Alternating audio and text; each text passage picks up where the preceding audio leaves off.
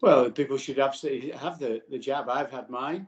That's no representative sample, I guess, but 18 million other people have as well. And the incidence of any health issues has been absolutely tiny.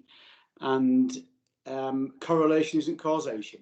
So, despite the fact I think 30 people have had blood clots, I think a high percentage of those would have had them anyway within a sample size of 18 million.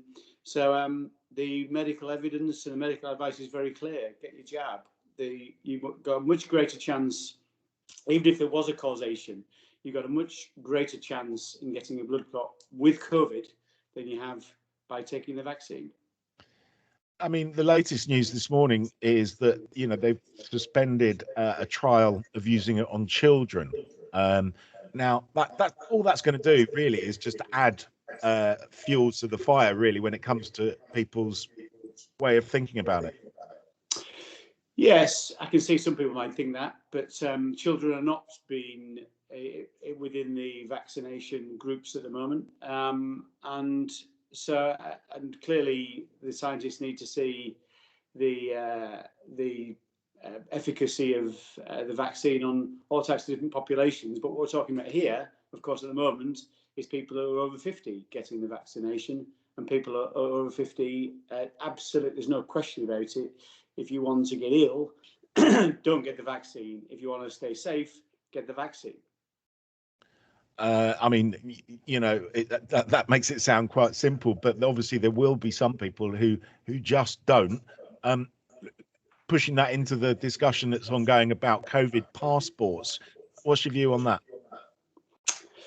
Well, my view is the economy has to come first before ideology. We've seen over the last year lots of businesses been in dire straits through the restrictions that have had to be imposed upon them. And that's caused problems for businesses and for the people who work in those businesses for jobs.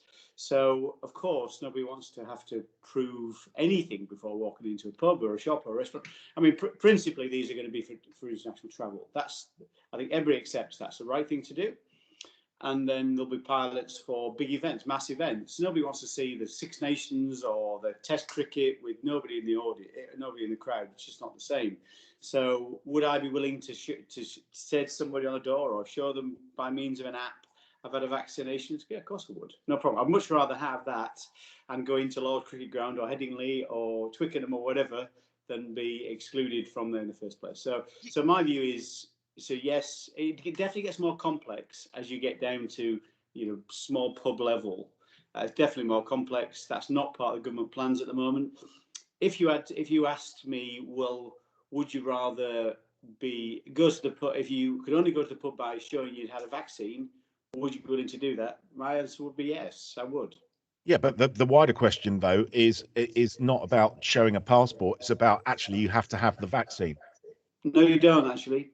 So you have to either have the vaccine, or you have to prove you've had a negative test, or you prove you've had the coronavirus, COVID-19, within the last 6 months. So it's not compulsory vaccination at all. Yeah, but okay. For most people, it will be the vaccination rather than the fact they've had coronavirus or they have any immunity because they've had it. So the way this could shape up in the future would mean that, you couldn't do anything if you hadn't had a vaccination. Well, that's a choice people will have to make. My choice is to get the vaccination, no question about it. I think these will not be introduced until everybody's had the availability. Every adult's had the availability of a vaccine. And so at that point in time, it's a choice. If people feel they would rather not have a vaccination, well, that's a choice. Then people have another choice to make. Well, if they want to go to the pub, do they just have to take a simple test, lateral flow test, which takes a few minutes to prove that they've not got the virus? And I think that keeps us all safe. And I don't see what the problem is. As I say, if you went to a pub and somebody stood on the door was saying, have you got temperature like they do now? Have you got temperature? Have you any symptoms?